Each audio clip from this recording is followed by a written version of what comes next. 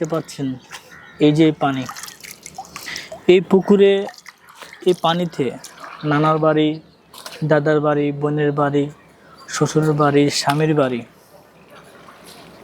অনেকেই গিয়েছেন, ঘুরতে গিয়েছে, বেড়াতে গিয়েছে।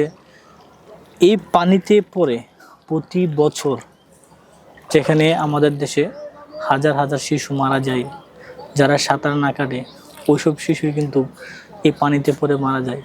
সবচেয়ে বড় কথা হচ্ছে আমরা যদি একটু সাবধান হই, আমরা যখন কোনো আত্মীয়র বাড়িতে যাই, বিশেষ করে যারা শহর অঞ্চলে থাকে, শহর থেকে যখন গ্রাম অঞ্চলে যাওয়া হয় ওইসব বাচ্চারাই কিন্তু গ্রাম অঞ্চলে যেয়ে এই মৃত্যুর হারটা সবচেয়ে বেশি।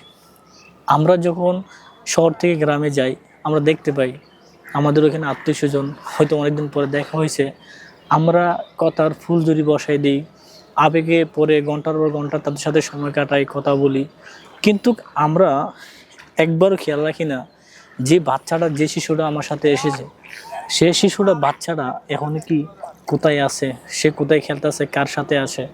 যদি আমরা এই জিনিসটা খেয়াল রাখি তাহলে কখনো আমরা গায়েও বেশি দিব না, কথার ফুলঝুরি আমরা ছড়িয়ে দিব না, আমরা সব কিছু রাখবো।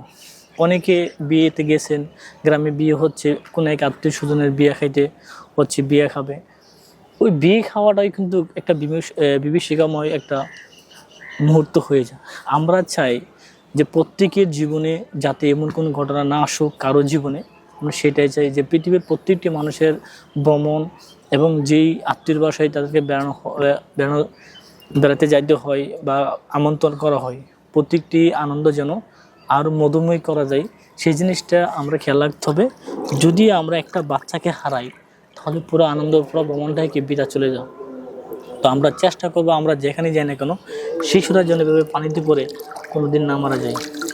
তো একটা জিনিস আপনারা দেখতে পারবেন যে অনেকে গ্রাম শিশুগুলা যারা গ্রামে থাকে তাদেরও কিন্তু মারা যায়, তবে গ্রামের শিশুরা তারা একটু নজরে থাকে যে তারা গ্রাম, এবং অতি তাড়াতাড়ি তারা সাঁতারগুলো শিখতে পারে।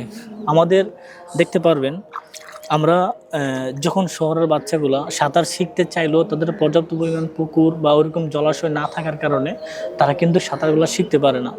তো গ্রামের বাচ্চারা যখন প্রতিনিয়ত এই পানির মধ্যে থাকে, আশেপাশে পুকুর থাকে, খাল থাকে, নদী থাকে অথবা সাগর থাকে, তারা অল্প বয়সে কিন্তু এই সাঁতারগুলো শিখতে পারে।